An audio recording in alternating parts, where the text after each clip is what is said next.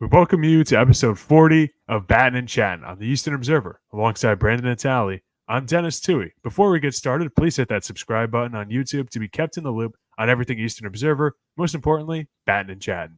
Our show can be found on Apple Podcasts, iHeartRadio, Spotify, and wherever else podcasts can be found. Our show is presented to you by Black Cats NYC.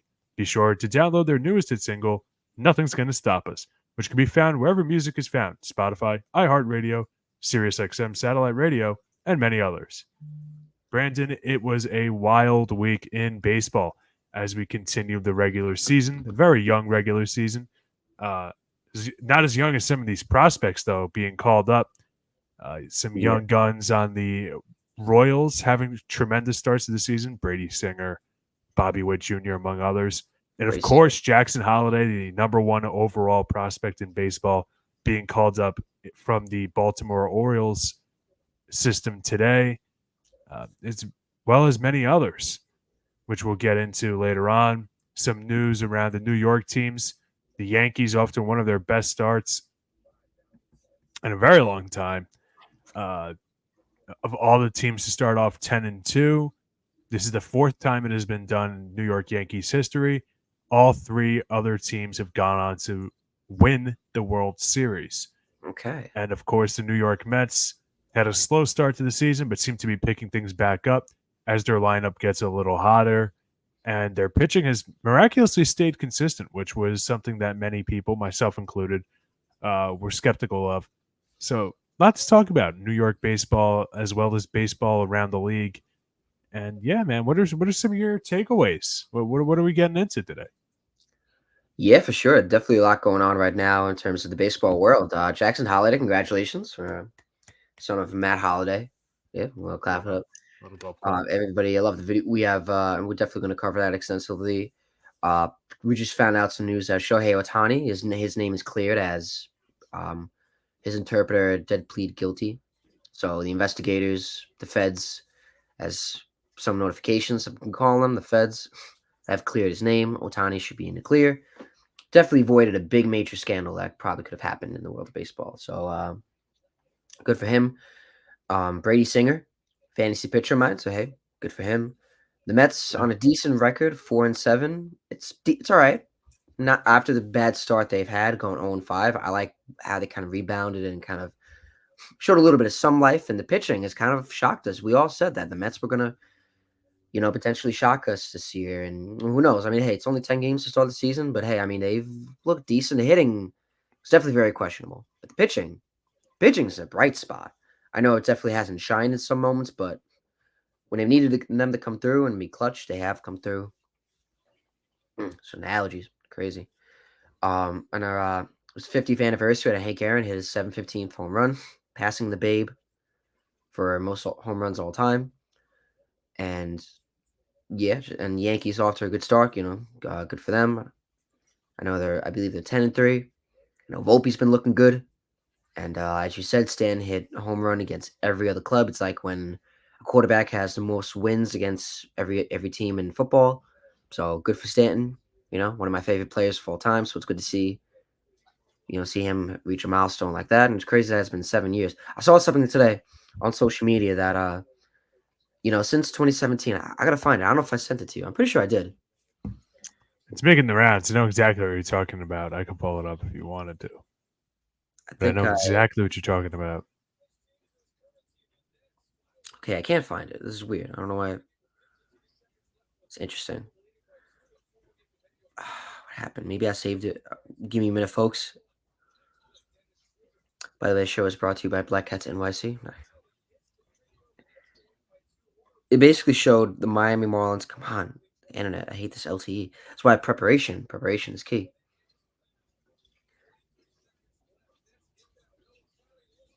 It basically talked about how when Stanton left in 2017, it's since 2017. I don't know if it was talking about players that have like come and gone since 2017, or like players in general since 2017. Stanton hit 59 home runs in 17, right? He's been a Yankee since Yeah. 2018. Yeah, no, I'm saying like. He's been a Yankee since 2018. Mm-hmm. You know, I think the player with the most home runs since then had like maybe 49 or like 52. Yeah, I think it's Jazz Chisholm is second, if I'm not mistaken. I know exactly what you're talking about. He hit more home runs in 2017 than any uh, Marlin had done combined. Not Right. like all the Marlins combined individually have done since then. Right. And No, it was that's making what the rounds. Like I know exactly what you're talking about. I meant that like individually. Like they've all hit like It was hold on, I saw it on originally I saw it on the Yes Network broadcast originally. And then I saw it on the rounds on ESPN earlier. that would be really bad if that was that would be Their social the media. case. No, this is just individually like players like It kept getting buried. Oh my goodness. But yeah, uh, like Jorge Soler is like guys. I mean, players on there. Yeah, Cooper. oh, I found it. I found it. Did you? Do you want Yep. to? Giancarlo Stanton had 59 in 2017, his last year at the Marlins. Brian Anderson was second with 57. Right. Jazz Chisholm third with 55. Garrett Cooper fourth with 52. Jorge Soler fifth with 49. And I I think guess it kind of checks out. I mean, that's shocking though. I mean, it's been listen, 7 years. You're telling me like I mean maybe the players aren't consistent with saying with the teams they've had. I mean, that's a big part of it. Like the Marlins are like my little brother team. yeah, I know you love them. We're gonna talk. We're gonna Yeah, talk about them too because Skip Meister Schumacher, right? yeah, He's Schumacher. there's some new Schumacher. There's some news on him, the Marlins organization. Yeah, I know how much you love the Marlins. Right. And I mean, a big part of it is just like it's one of those stats that people are going to say like Marlins, what are you doing? But first of all, like Jazz Chisholm is still young. Like when did Jazz? It is kind of a cherry pick stat. Like when did Jazz Chisholm first come into the league? What 21, 22 season? Around then, Yeah, Jorge Soler is kind of a hired gun. It's not like he came up with the team. It's not like he had a long stint with them. Like they kind of always were a contact team. right. So it is a little like John Birdie's been one of their best players. He's not hitting like over 10 in a year. You know, D Gordon. D Gordon is anything but a power hitter. So like I Oh don't yeah. know kind of like what they would have expected to see. So like It's a lot of when guys that Stanton are left, like kind of I don't know if I'd say fringe guys, but like those guys that maybe they get like 10 home runs, like a 260 batting average, and like an even 100 OPS plus. right? Yeah, no, So I get what you mean. like It's like, yeah, when Stanton I left, kind of like it's like a weird stat at first, but like once you put like a little bit of thought into it, it's like, yeah, that checks out. And it I does. think it Oh, yeah, I kind of agree. goes to show that like people forget Giancarlo Stanton's monster 2017. Like Yeah, 59 home runs is absurd. Like that's absurd, man. very absurd. So, Imagine you had him in the AL around that time.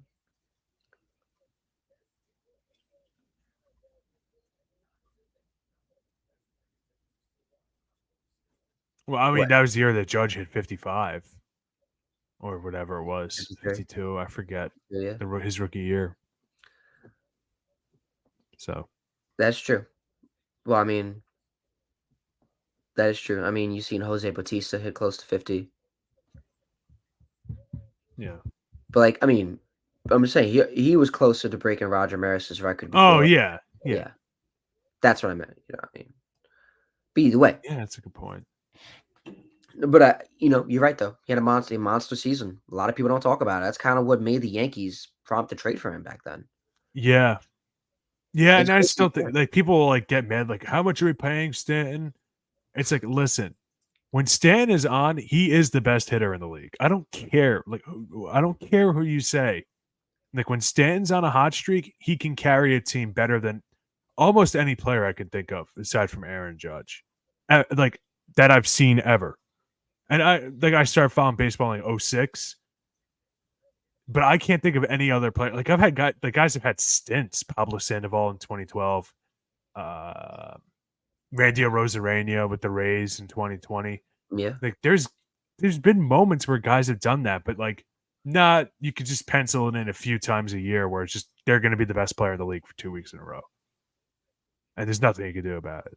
Yeah, no, that's it. So, I like Stanton overall. I think his time with the Yankees, now that 7 years has passed, or we're in the 7th year of it, like I kind of like it. Like it's about what I expected. The injuries, obviously, nobody could have expected them to happen, but dude's got light tower power, and I'm glad that he hit a home run tonight. The Yankees lost 5-2.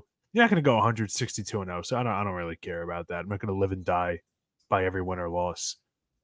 It happens. I guess if the Yankees didn't blow a lead today, but if there's one takeaway thus far negatively for the Yankees, maybe it's like the bullpen's been inconsistent. They keep bending but not breaking. However, we did just see a team with that exact kind of bullpen win a World Series. So goes to show what I know. Also, like I said, like the Yankees have only had 3 or 4 other seasons with a 10-2 record to begin the season, all of which they've won the World Series. Yeah, So, like, go figure. what am I going to do? Be mad at what? So, We'll I'm all right see. with it, man. We'll All right. see. And Volpe's off to a terrific start. Yeah, I know. I have some stats on that. Let's bring them up. Tied for first and wins above Volpe, replacement. according to MLB Network, Volpe through 36 at bats to start the year. He has 15 hits, 2 home runs, and 5 extra base hits. His 15 hits result in a 4.17 average and a 1.155 OPS. Yep. So good for Volpe. He's definitely turning a corner. I feel like he's definitely just like Brett Beatty on the Mets. I feel like both players. I'm not comparing the two. Definitely different players, different positions. I feel like Beatty is coming along. He's definitely having a great season. So I mean, they're 2 young players, so it's right to compare them. Volpe is definitely different player from what he was last year. Oh, definitely. Definitely, He's yeah, he's tied for first and wins above replacement in the American League with Bobby Witt Jr. and Mike Trout. yeah, I mean, those are 2 names, man. Bobby Witt Jr. is like obviously a young superstar in the league, but Mike Trout, like, he's off to a great start. yeah, So um, yeah. good for I him, know man. we'll talk on Brett Beatty later. What's going on with Garrett Cole? Can you update me? Do you have any updates on Garrett Cole? What's his? Listen, man, he's still gonna be out. Like, I guess he's a little later than he had anticipated. That's what happened. He threw a baseball for the first time in 4 weeks Monday. He threw it 25 times from 60 feet. He noted 22 of those 25 tosses hit his target. The catch session, the first of 3 scheduled this week, represented an important checkpoint in Cole's recovery from nerve inflammation in his right elbow. They'll sideline him until at least late May, um, which is nice. I mean, we keep seeing guys go down for the year. Right. That's good. And yeah, like, listen, it's at first I remember when he originally got injured, people thought maybe early May, then mid May, late May. All right, fine. Like, I'll take it. I mean, really, we talked ad nauseum last week about these pitchers dropping like flies. So Yeah. I'll take it. He did address those injuries earlier today, the injuries in the macro sense of things. He said he addressed a surge of injuries. This is according to Jorge Castillo of ESPN. For 20 Minutes Monday, Cole, the reigning American League Cy Young Award winner, addressed a surge of injuries and the ensuing exchange between the parties, saying he was disheartened by the back and forth. I'm just frustrated. It's a combative issue, he said. It's like, okay, we have divorced parents and the child's misbehaving, and we can't get on the same page to get the child to behave. Not that the players are misbehaving, but we have an issue here, and we need to go on the same page to at least try and fix it. Unfortunately, um, other another teammate of his wasn't as lucky as Jonathan Loizica, one of the Yankees relief pitchers, tore his ulnar collateral ligament in his elbow Yeah. and is expected to undergo season-ending surgery next weekend. I So, saw I that. mean, Sorry about that. Yeah. I saw yeah, that. and again, like Like Justin Verlander, I don't know if you saw it. It was a long clip. It was about a 5-minute clip or so. Justin Verlander was talking about these injuries as well after his rehab start, and he was really talking about the velocity of things, like the more technical aspect than that Garrett Cole quote was about these injuries. I guess Garrett Cole has more of like a holistic look at it, um, and he's right.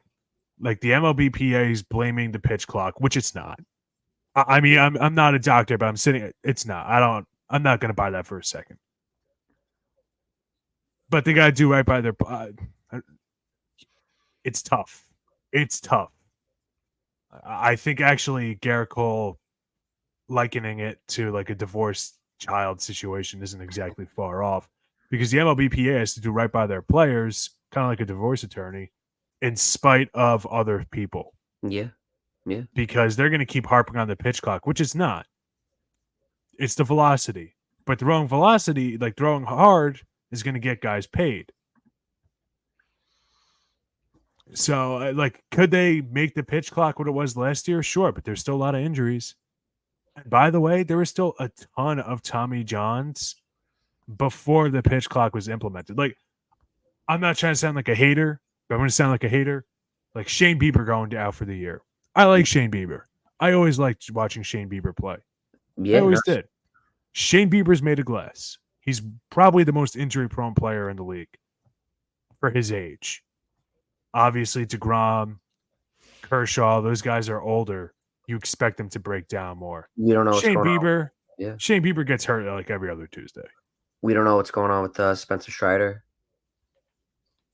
Didn't it say that he was getting Tommy John surgery? I thought I saw that a few days ago, but I don't know if that's accurate or not. I thought I saw it, or maybe it's just a different kind of surgery he has to get.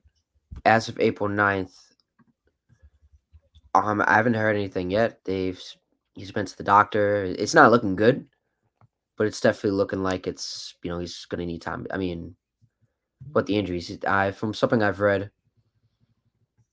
from Sportsnet, as I'm reading it right now, they said that he is being evaluated by Dr. Keith Meister in Dallas on Monday, but the Braves aren't quite ready to reveal how the meeting went.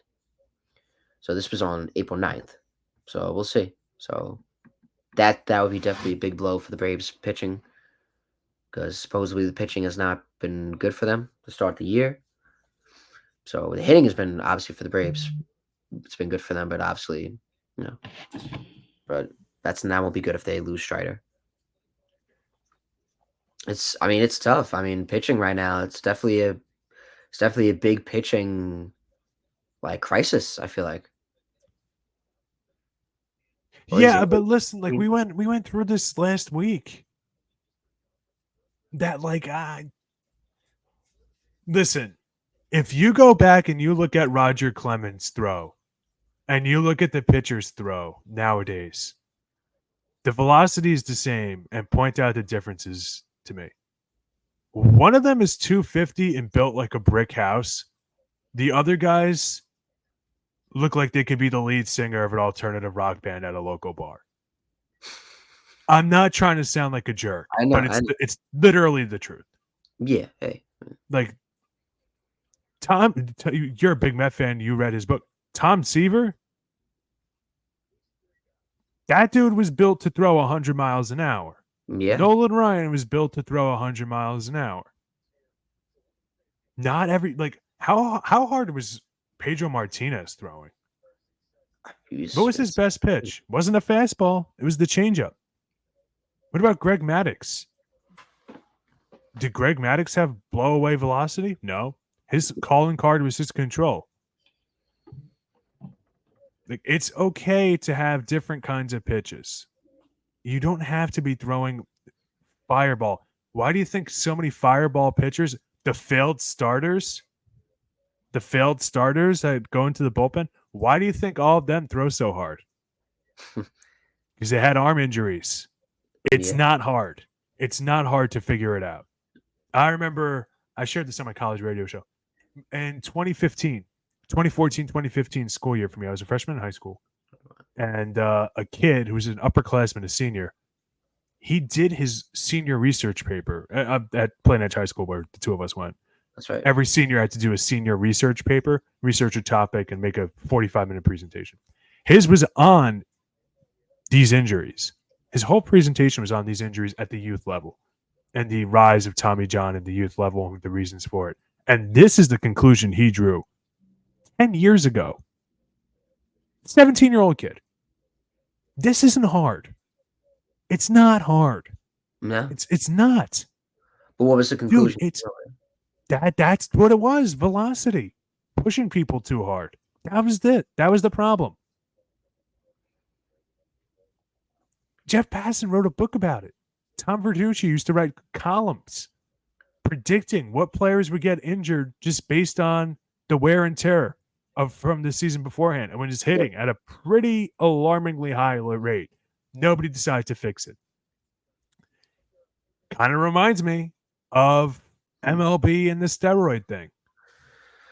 If I told you that WWE outlawed, or WWF back then, banned steroids over 10 years before Major League Baseball did, what would you say? Because that's the truth.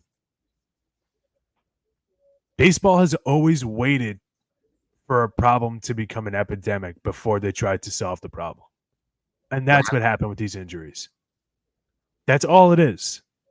It could have been like, if people want to say, well, we have to start at the youth level, we have to, and that's going to take a long time.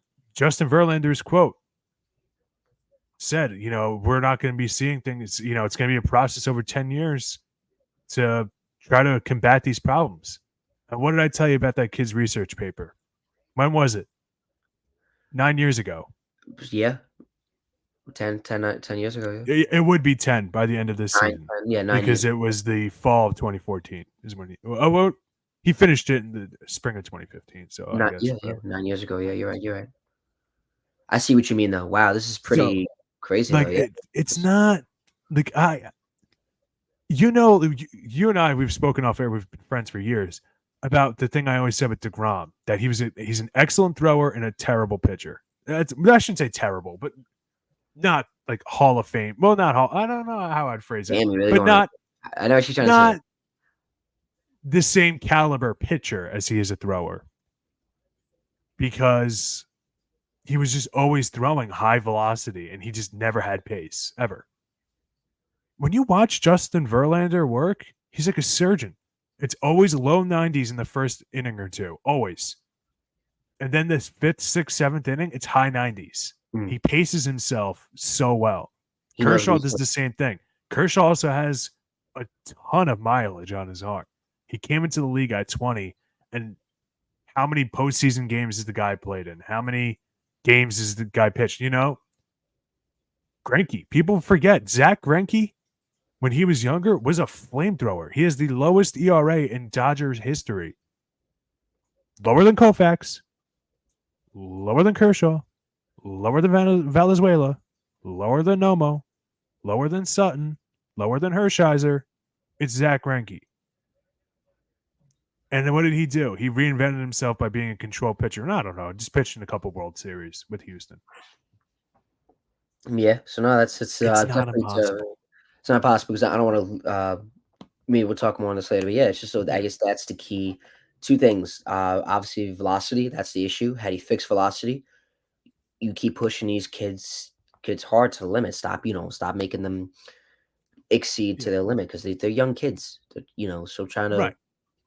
Still trying to develop, and then you don't want them. Still trying to develop, and you don't want them to grow up having arm issues, especially when you get to college. And I mean, say you want them to really play to the college level and go pro. Sure, you gotta take it easy on them. These are kids.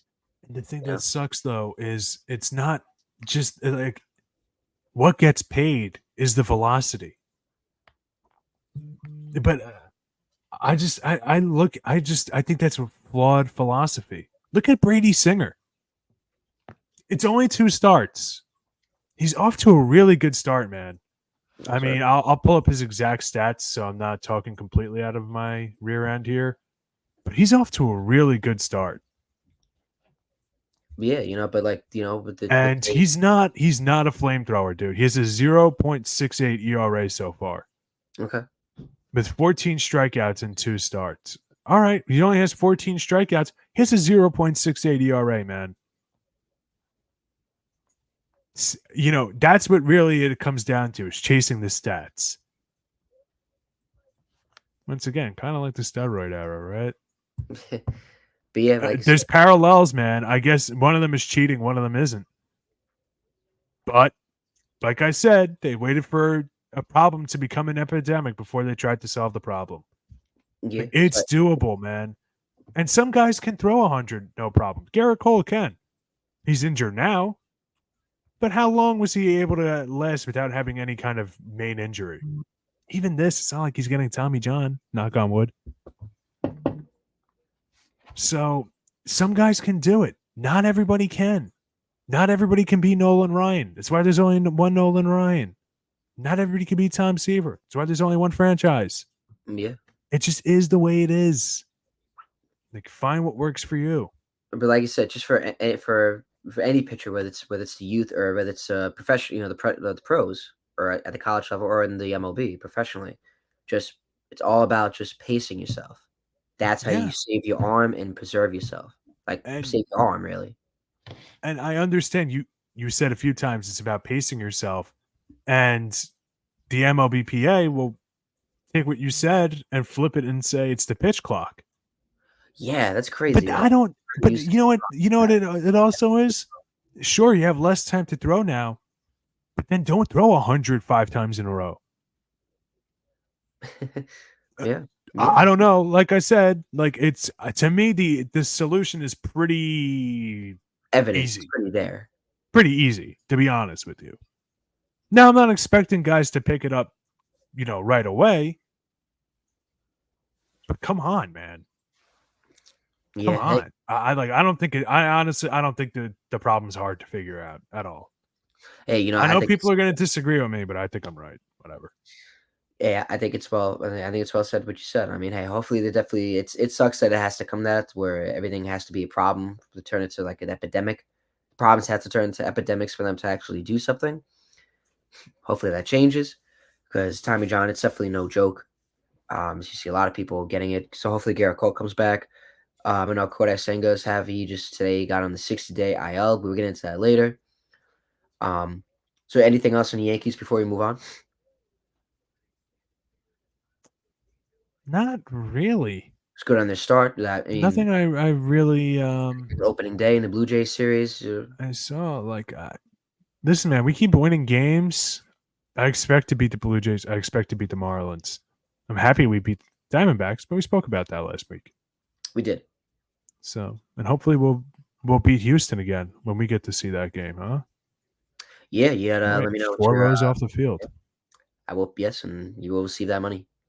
Oh, I know you're good for it. Trust me, I'm not dying Oh for shucks. Thank you, D-Train. I appreciate it. But anyways, No problem. that will be a fun game. I will be excited for that. Right. As a baseball, I like still have an extra ticket. I said, really? Yeah, I gotta find some. I'll probably start asking people at work. I know. Maybe Cooper will come. Yeah, like I might just put it back in. I put it in our fantasy chat like 100 times already. Maybe I'll talk to him. I'll see what's going on. Yeah. Like I said, Maybe Guy would. yeah, like I said, I'm a diehard Mets fan, but I'm also a diehard baseball fan. So I'll go to any game, especially Yankees Astros. You can't miss that. Come on. 4th row off the field. Yeah, come on. You can't. Dude, I'm telling you, man. I'm telling you, I'm only a phone call away. Tick Pick, give us the sponsorship. I love that website. That would be something. That would be amazing. Are you kidding me? Best website to buy any kind of ticket. Whatever. I know. Before we get back to the show, you know who I think we should interview? Who? Doc Gooden. That'd be awesome. I feel like it would happen. Like, I mean, I met him. Great guy, upstanding guy. Met any Yankee. There's so much we could talk about with him. Like, and he's getting his jersey retired this Sunday in Citi Field, number 16. You're going to that, aren't you? I didn't buy the tickets yet, but me and Cooper are gonna go. And 15,000 get a free bobblehead. Hopefully, I get that bobblehead. I will show on this podcast, and it's gonna be great. Maybe I will get some clips so we can show on here, but it's definitely interesting. It's definitely great because former Met, any Yankee somehow, Um, I feel like it's cool to see that I feel like he's more known as a Met, obviously, because Oh, definitely. yeah, But he but threw no hitters, a Yankee. he did. I remember when I talked to him, where at the event I was at. He's really, really cool, down to earth. And I remember one of the things he told me was in 2000 when the Mets and the Yankees played in the Subway Series, aka the World Series. He Mhm. said to me his kids were all dressed in Yankees gear in Shea, but yet he was, he started off as a Met, but he was on that team. But no, I would love to talk to him. I feel like that's something that could be worked out. So there's two things: sponsorship with Tick Pick. Number two, interview with Dwight Gooden. Hopefully, you make that happen. We'll see. Yeah. Yeah, the wish list. The We'll see. 2024 season. We'll talk more on the Mets, but I wanna get on the Jackson Holiday train. Good for the guy. So before we get into it, but all I gotta say is this is all I gotta say about Jackson Holiday right now. Check it. Jax, what's up, brother? What's up? At first, I just want to commend you for how you've gone about your business down here, dude. Like, that's not easy to do. You kind of carry yourself with a chip on your shoulder, and I think these guys, they notice it, and they feed off of it. All right, so keep doing what you're doing. All right, it's just a matter of time. Just a matter of time. Has your dad been in town? I know. They haven't come in? Shit. All My right. brother's right in the middle of his season. He's in his season? Yeah. Okay. So, I mean, he's probably a great resource for you, right? I'm sure that you guys are tight. Yeah. He's giving you good advice. Mhm. And all those times that you've been in the locker rooms and stuff, you know how this goes. Yeah. Okay? So, for tomorrow, Mhm. trying to get guys out early. Okay. But first, tonight, I want you to call your dad. Mhm. I want you to talk to him. And I want you to thank him for all the times that he's allowed you to come into the clubhouse, be on his pass list, let you hit with the big boys. That's pretty special, and it plays into a lot of what you're about. The second thing I want you to tell him is that now it's time for him to ask permission to be on Jackson Holiday's pass list because you're going to the big leagues. Awesome. Hell yeah. That's All right. awesome. I'm fired up. I appreciate I'm it. fired up. You've been exceptional down here, brother. To be 20 years old, I appreciate to handle it. all this stuff, That's dude. awesome. Thank you. All right. Yep. Congratulations. Thank you. Call your dad. I will.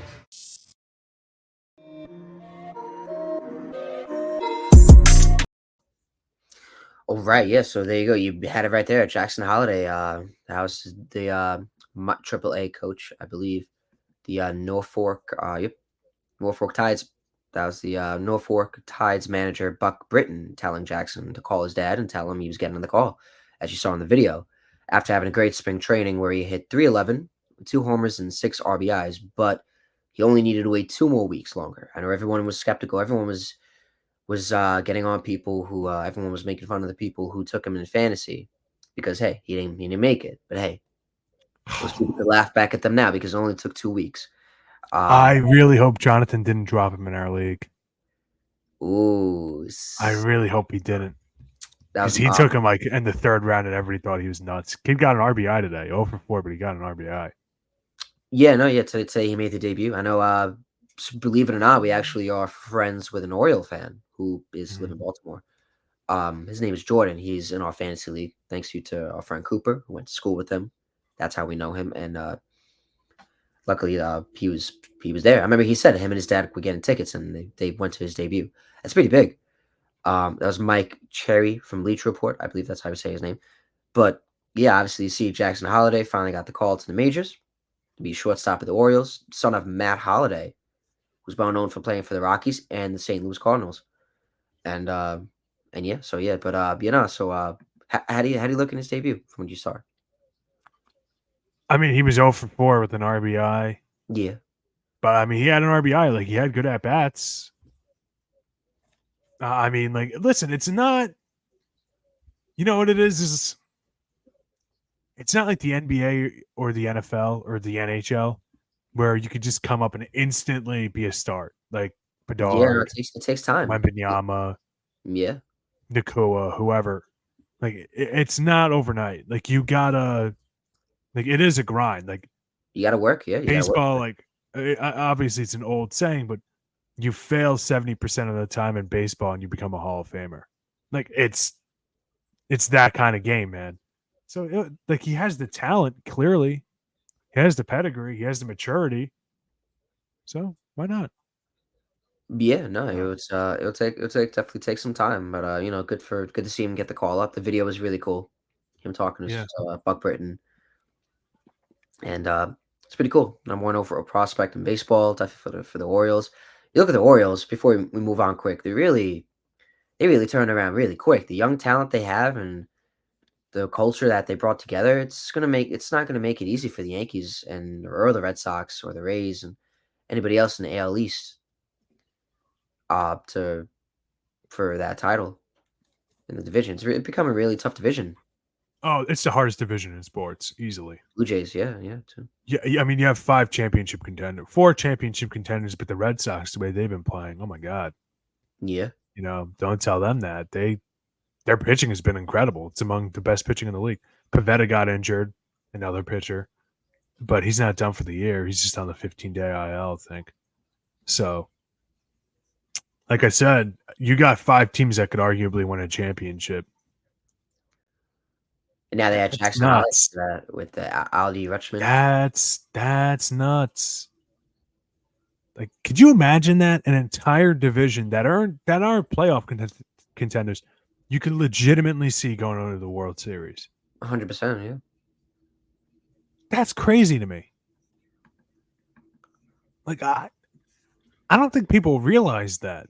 Like, people talk about, like, the NL West is a bloodbath. I mean, the Rockies, really? I'm not trying to sound like a jerk, but come on, we're all thinking it. And then you look at the AL East, and it's like, no, you have 5 teams that are Death Stars. Right. Like I said, the Red Sox, not so much, but you have a World Series winning head coach. You have guys that have played in playoff games. Rafael Devers. Well, I guess he's the only one left of like their championship teams or deep playoff runs. Jaron Duran's been incredible for them. Yoshida is off to a slower start than last year, but still pretty decent. Yeah, it was a slow burn last year to begin with, so maybe some guys are just like that. And then the Blue Jays, I think people are waiting for it to click, but Kikuchi's off to a good start. Guerrero, Bichette, like they have guys. They have guys, yeah. So it's tough. And the Orioles, have you seen the rest of their minor league lineup? I have. Almost the entire league, almost the entire thing is a 1.0 OPS and over 300 batting average. Like, they could just throw guys at you, man. The future is now. Just throw depth. Yeah, no, it's insane. So it's gonna be fun. It's gonna be definitely a fun season to see how they compete in that division. I know the Yankees swept the Blue Jays, so they got a head start on that. I know, like you said, the Blue Jays. They still got the talent, but they might not have the edge as maybe the Orioles or the Red Sox or the Yankees. We'll see. I don't know. Hey, we'll see. They got the hitting. Vlad Guerrero, Bo Bichette, like you said. They got Justin Turner, veteran presence. So yeah, we'll see. But congrats to Jackson Holiday getting the call. It's going to be interesting to see how he develops throughout the season. Yeah. So now another player we'll talk about, Hank Aaron, who on Monday, the Braves celebrated the 50th anniversary of his legendary 715th home run when he passed the Babe for the most home runs ever at the time. So crazy. 50 years. That's insane. Check it. Very soon, Atlanta is going to be the home of the man who broke the most famous baseball record of them all. And who knows, it could happen right here tonight. When I think of Hank Aaron, I guess I think respect probably more than anything else. I respect Hank as much as any other hitter that I've ever faced. Well, Hank Aaron has a weight problem. He can't wait for the season to start so he can get out there and knock the hell out of a pitch. From the time he got into the high 600s, he's never let up. He keeps hitting home runs, keeps building up. Henry Aaron has just tied Babe Ruth in the all-time home run parade. It's been a long time since there's been anything like an ordinary ball game for Henry Aaron. Every time he came to bat, it was pressure cooker time. Here is Henry Aaron. This crowd is up all around. Henry Aaron in the second inning walked and scored. He's sitting on 714. Here's the pitch by Downing. Swinging. There's a drive into left center field. That ball is going to be out of here. It's gone. It's 7:15. The thing that I remember the most about going through that saga of home runs was the fact that I could not enjoy them at all. He didn't know if he's going to make it around the bases. Your family is in hiding, and so it is difficult for any of us to relate, yet he handled it with such grace, class, and dignity. There's a new home run champion of all time, and it's Henry Aaron. The fireworks are going. Henry Aaron is coming around third. His teammates are at home plate, and listen to this crowd. Now I think about having the opportunity to do something that nobody said would never be done. That's number one. The other thing I think about is the fact that I had my parents, both of them, my mother and my father, both were there. And they were able to look at something that probably people say would never be done. A sellout crowd is cheering Henry Aaron, the home run king of all time. 715. There will always be, as you mentioned, one Babe Ruth. That's fine. The only thing that I was trying to do was just tell people that, records are made to be broken, no matter who they are or who set the record. No matter what you do, my record that I hit 755 home runs, Barry Bonds came along and broke it. So you have all of this to look at and say, hey, that's the improvement in America. That's what happens in America.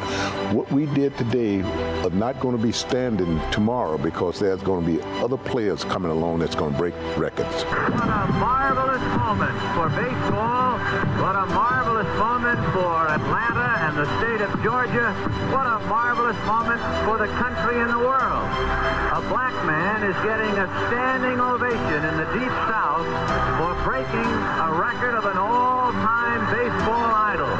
And it is a great moment for all of us, and particularly for Henry Aaron. Hank Aaron is one of the most significant American athletes ever. Hank Aaron redefined the American dream. Right, Born yeah. in the Depression in Mobile, Alabama, taking odd jobs as a kid, including picking cotton. I can honestly say this, he's one of the most important American figures in this last half century to more, not just baseball. I think that people can look at me and say, he was a great baseball player, but he was even a greater human being.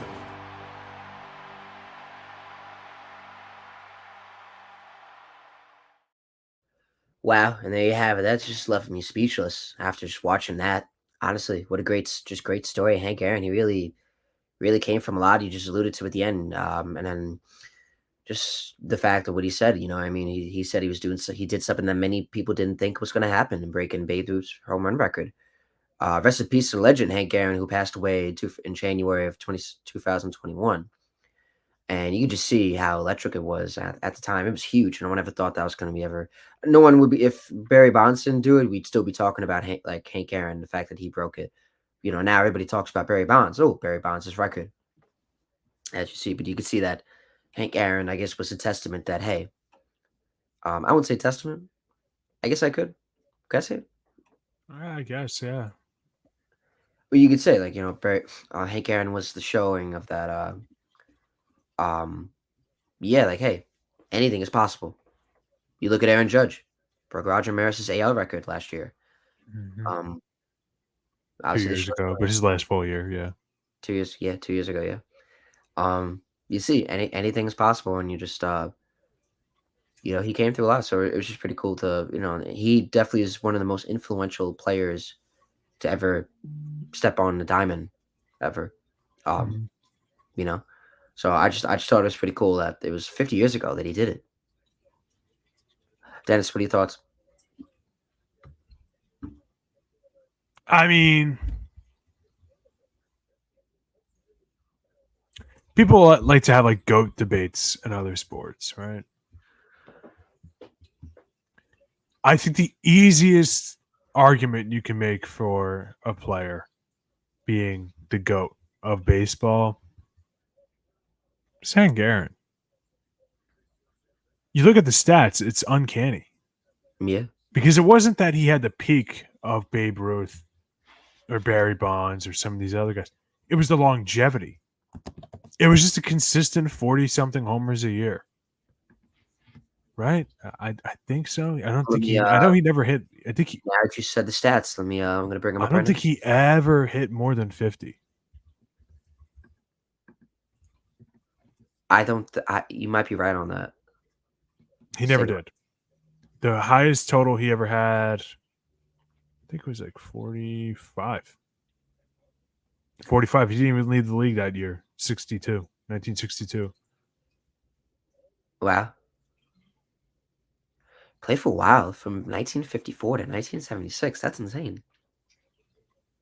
Yeah, he was just in the Negro Leagues for 2 years, I think, before that. And you see his hits. He has 3,771. That's insane. Most total bases all time, 6,856. Most RBIs of all time, 2,297. There's a lot of bold on that baseball reference page. A lot of bold. That's insane. Wow. Yeah, that's great. Definitely up there. Definitely one of the GOATs. 25-time All-Star. You tell me. Now, yeah, he had 40 home runs. This like fourth to last season, 73. That's so pretty remarkable. 39 years old. I'd say so, man. I'd say so. What were you saying? I said he had 25 All-Stars. You see like Willie Mays, Henry Aaron, a lot of guys from the 60s and 70s have like an absurd amount of All-Stars. They actually had 2 All-Stars a year. I don't know why. I don't know why they stopped. I don't know why they started. 2 of them. They had 2 All-Star games a year. Yeah. Interesting. I'm sure you could look it up, but that's why like Willie Mays and Hank Aaron, like I think they have more All-Stars than like seasons played. It's weird, but yeah, that always stood out to me on like those old pages. I was looking at Willie Mays' stats right now. He one-time MVP. That's crazy. Since he played for he was on the New York Giants before they were in San Francisco. So he was original Giant. Yeah. Obviously, yeah. He played at Shea. So the fact that Hank Aaron and Willie Mays played at Shea Stadium at one point goes to show. But yeah, I agree. I think you definitely said everything well said. One more thing. Obviously, we talked about Spencer Strider. He got hurt, but Marlins skip Schumacher. Schumacher. My apologies.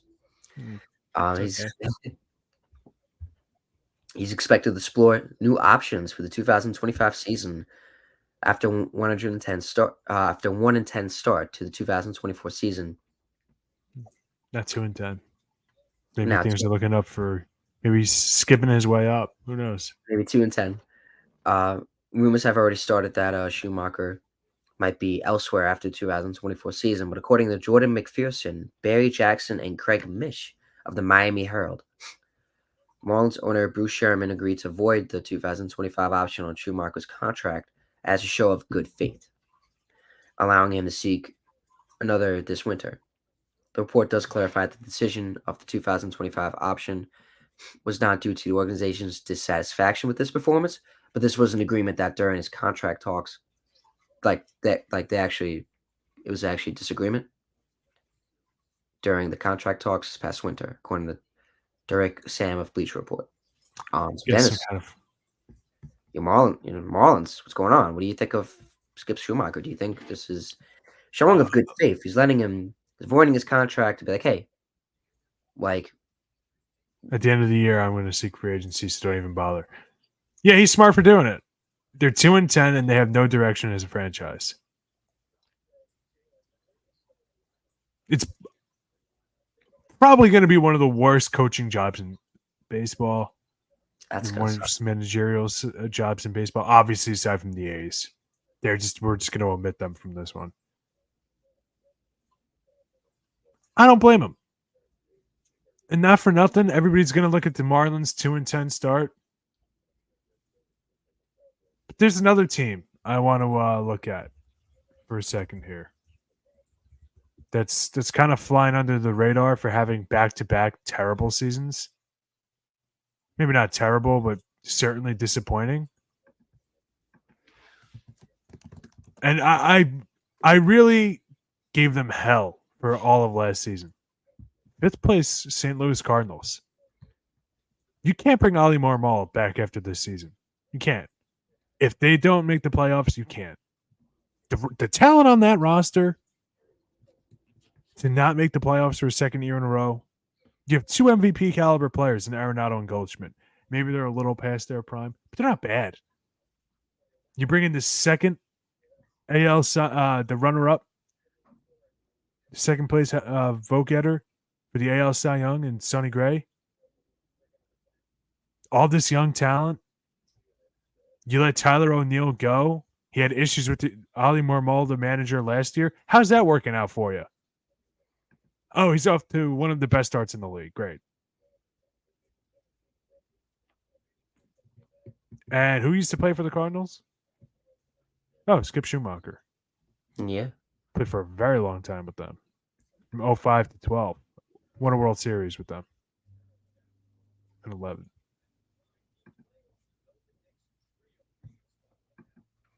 Yeah. So, I mean, like, yeah, if I'm him, I'm going to opt out too. St. Louis, they'll take care of him. And it's a franchise that actually knows what they're doing. They're well run. The history is there. The Marlins, like what Kim Ng was able to do with this team, and then they wanted to bring in a president of baseball operations to be her boss instead of just promoting her when she was the GM. Yeah. Gee, that sent a good message. We talked about it when that news broke. That sent a really good message to the league. Hey, you got us out of the cellar, and now we're going to have someone oversee you who's probably less qualified than you are. Clearly. They've been to the playoffs 4 times in their franchise's history. They won the World Series twice. One of those times was 2020 in the expanded postseason due to COVID. Last year, they played the Phillies in the postseason. Wasn't even close. Not for a second was that game. Was that series close? Best 2 out of 3. Come on. But hey. So, I mean, I don't blame the guy. Yeah, get out of there. Hey, screw it. Yeah, dude. What are they going to do? Do right by you? Why don't you spend some money and get a team together that can actually play? It's, what was their big offseason move, Brandon? Oh, waiting till the 11th hour to get Tim Anderson. Great. Nice. Down goes Anderson. Yeah. Now, I understand, like, JD Martinez is a DH. You already have DH and Jake Berger and Josh Bell. Fine. I can understand that. I don't know. Bellinger would have been a good fit there. There were guys. Blake Snell. Yeah. You knew you weren't going to have Sandy Alcantara. Yeah. I get it, man. I get it. Like, that's just the way it is. If I'm a manager and I'm looking at this is my roster. Wait a minute. This is my roster, the Miami Marlins roster. This is it. And I have to look at the Mets and their lineup, which is underperforming right now, but is a scary lineup. And they have 100%. guys coming up they have guys in the pipeline, right? Alvarez 100%. isn't, he's still kind of learning the ropes. He's been good, but he's still kind of learning the ropes, Beatty, good. He's a whole nother, looking good. He's a whole nother. Ronnie Mauricio, like they're gonna have guys. You still have Lindor.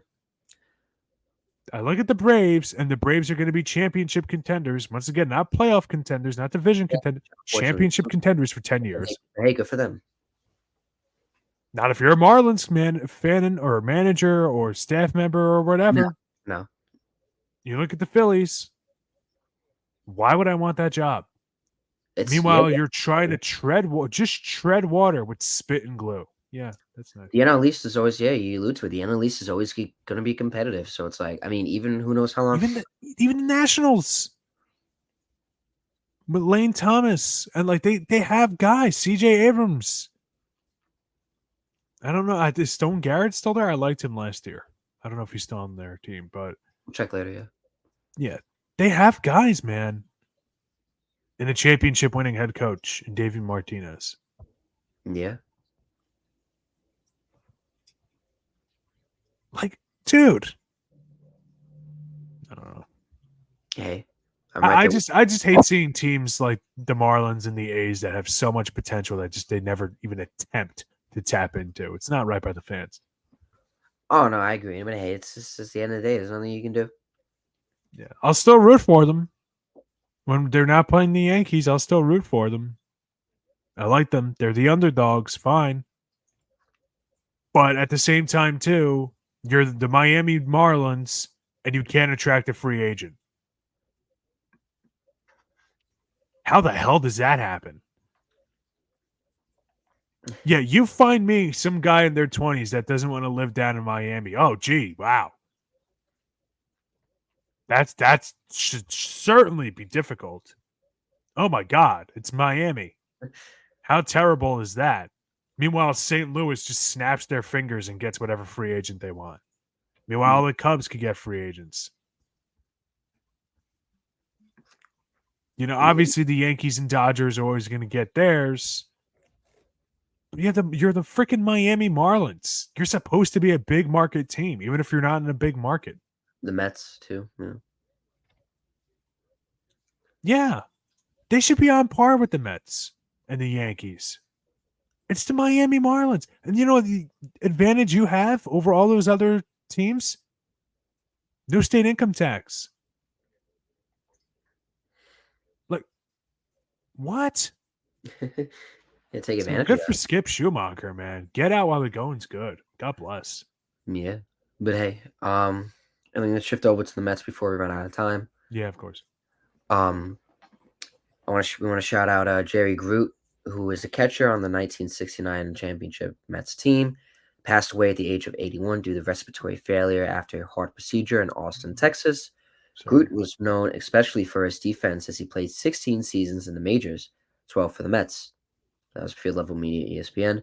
Obviously, they all say that if it wasn't for Jerry Groot, they would have not have won the World Series because his defense was impeccable.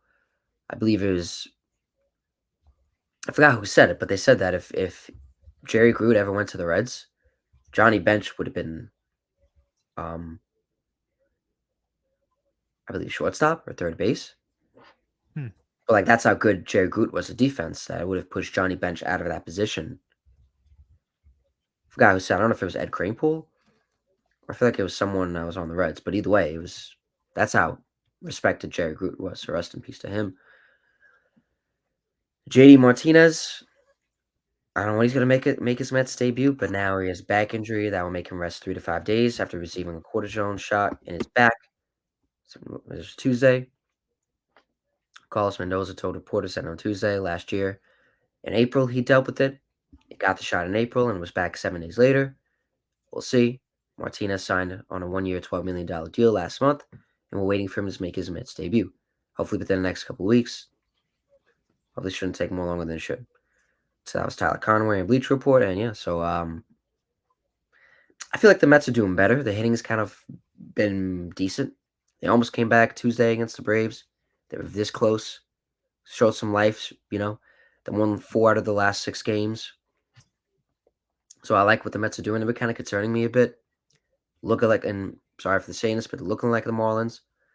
But the pitching has been great. I know, except for Michael Tonkin and Julio Teheran, who Michael Tonkin just got traded to the Twins for cash considerations, and Julio Teheran just got DFA'd after only pitching 2 2/3 against the Braves. Man, that was quick. You see that they're just getting rid of these players just like that. Like, hey, not performing up to standards, be getting cut. So I'm hoping Martinez can come back. I mean, I'm not trying to rush it. I get it. You haven't played in a while. You know, we're in spring training. I get it. But come on, man. I'm just hoping this doesn't prolong too long. And people are already saying it's like a Jed Laurie type thing. No, it's nothing like that. No, if they said that he got cortisone last year and then he went on to have an MVP caliber stretch, like, come on, what are we doing? Yeah, so I'll be patient as long as he's okay and ready to go. The Mets seem to be doing all right with him. It's only beginning of the season, so hey, take what you need, but try to ramp it up. But take your time. Yeah, I can understand like some fans being a little impatient. He was their biggest acquisition. He hasn't played yet. That always sucks. No, I gotta ask you though. You've obviously watched a lot more Mets games than I have. I actually haven't gotten around to watching a full Mets game yet this year. Okay, what's going on with Pete Alonso? He's not good. Like, he's not having a good year, man. Well, that one home 9 run. hits, 3 home runs, 196 batting average, 86 OPS plus, OPS of 673. It's below average in every category. 6 RBIs, that's not terrible on 3 home runs, but 6 RBIs across 46 at-bats. Oof. It's well, I mean, I think that's yet another Boris guy who's going to have a hard time finding a gig. Do you think? I mean, at the end of the day, do you think it takes a while for him to sign and he'll just stay with the Mets? Do you think that could happen? Very good question. That could happen. That's a very, very good question. But I don't know. I feel like Pete Alonso is too good of a talent that like people are going to be like, why is he still on the market? Like, let's sign him right away. You know? No, I disagree with that. Okay. That's a really good question. And it depends on how long this dry spell lasts.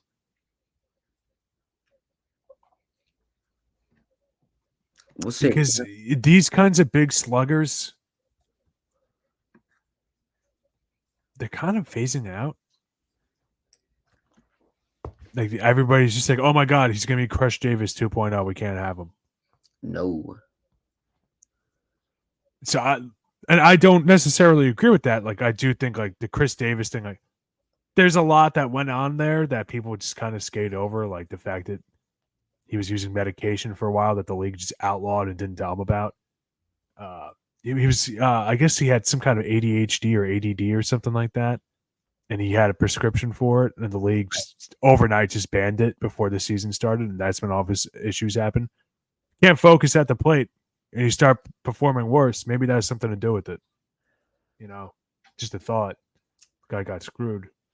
But with Alonso, I have no idea, man. I have no idea. Yeah.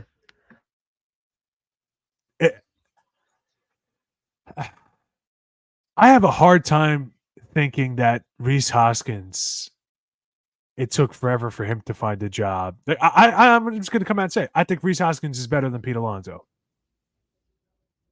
I just think he is. I think he's a better defender. Wow. I think he's as good a hitter. I think Rhys Hoskins better.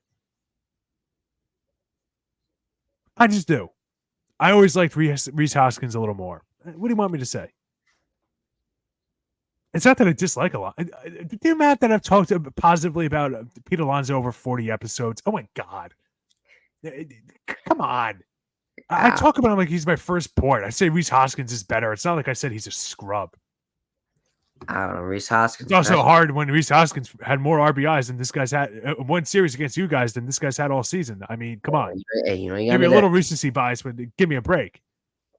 I mean, hey, you know what? Pete Alonso's not having a good year, and Rhys Hoskins, he did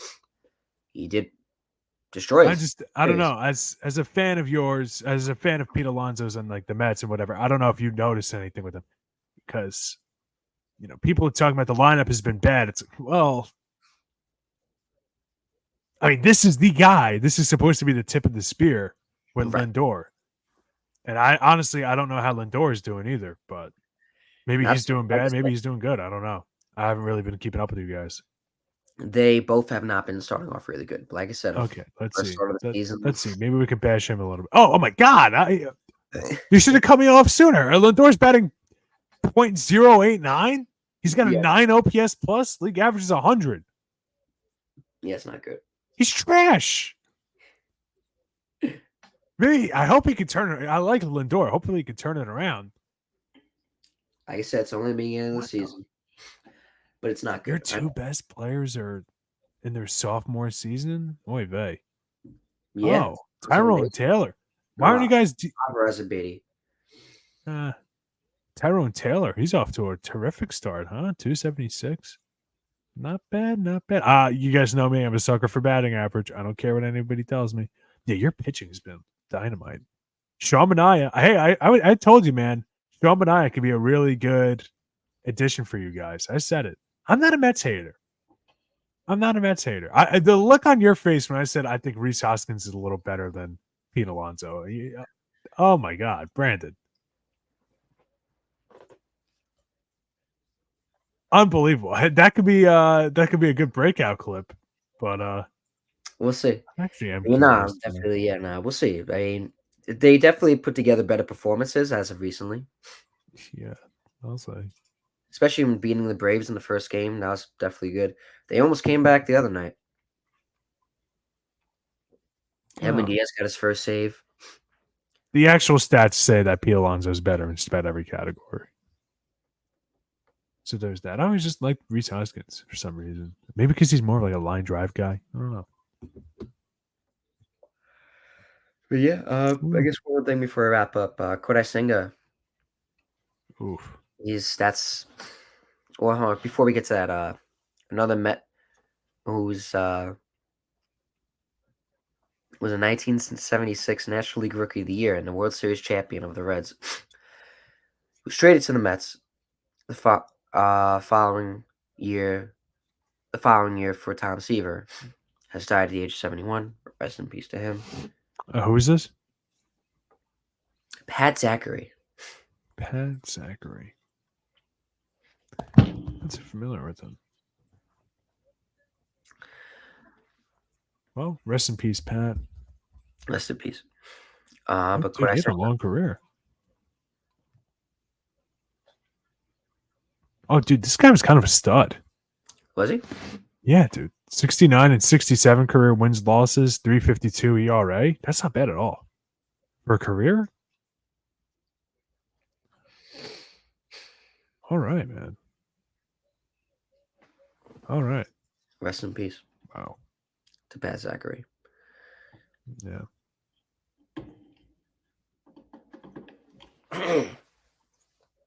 Anyways. The Mets have transferred Kodai Senga to the 60-day IL. He won't be eligible to return until May 27th. Mikey scared me in the chat when he said he's done for the year. I'm like, yo. Don't say that.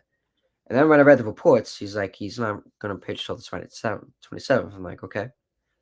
Something. That doesn't seem surprising that they put him on the 60-day. That I'm almost surprised. I thought he was expected to be back in June. I'm surprised he wasn't on there to begin with. Oh, well. But hey, hopefully he comes back and we'll see. But is there anything else? I like him. I like him. He's good. I love him too. Anything else before we wrap up? Yeah, man. I just want to highlight. I mean, me a lot more so than you. I kind of dump on teams, but what a start for the Ron Washington-led Astros. I don't know why I blanked. Angels. I was trying to find them. I totally blanked on their name. Angels, yes. Dude, like they're second in their division, 6-5. They lost today, so I don't know if that's updated or not. If they're 6-6 or not, but man, they're Anthony Rendon has a little hitting streak going. Mike Trout's off to a tremendous start. 293 batting average with 6 home runs. Not bad. 2 stolen bags on him. Only 8 strikeouts. Miguel Sano. You remember him? Oh, my God. 261 batting average. That's pretty good. And Long Island's own Logan O'Hoppe. 353 batting average. 6 RBIs. Like, they're looking good. They're looking good.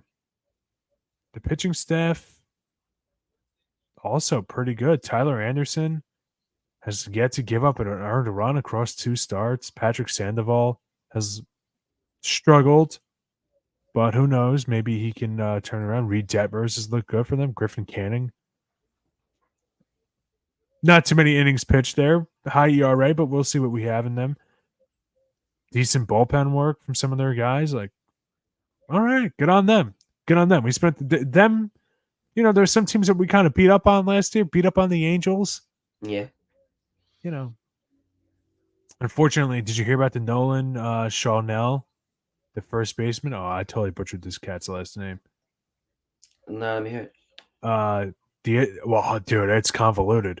He had a hitting streak, the longest, not hitting streak, on base streak.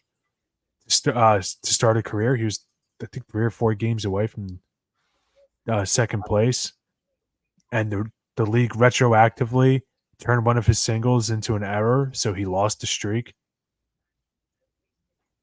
He would have lost it, I think, 2 games later, I saw. So it's not the end of the world, but a lot of people were up in a tizzy about it. That sucks. It was the error was changed 2 times before the final decision. From a hit to an error to an error this way to an error that way. It was kind of gnarly. Very convoluted. But yeah, man, just want to highlight that they're off to a good start. Okay. So are the Pirates. We talked about the Pirates last week, so we don't have to get into it now. But hey, man, I like this. Some of these teams that we're not used to seeing. Tigers. I agree. You know? I agree. Yeah. All right. You want to wrap it up, or do you want me to wrap it up? Well, it's up to you. I think you got it. I think I got it. Okay. Started us off now. You got to finish us off. Be sure to check out our revamped website. And I appreciate everybody listening to us today or watching us, depending on how you're consuming this. Yeah, man. We thank you for joining us on another edition of Battin and Chattin. For my co-host, Brandon Natale, and the entire Blackjack Media Group team, I'm Denis Tuohy saying so long, and we'll see you next time. Thank you, Dennis. Great send-off. Have a good one, everybody.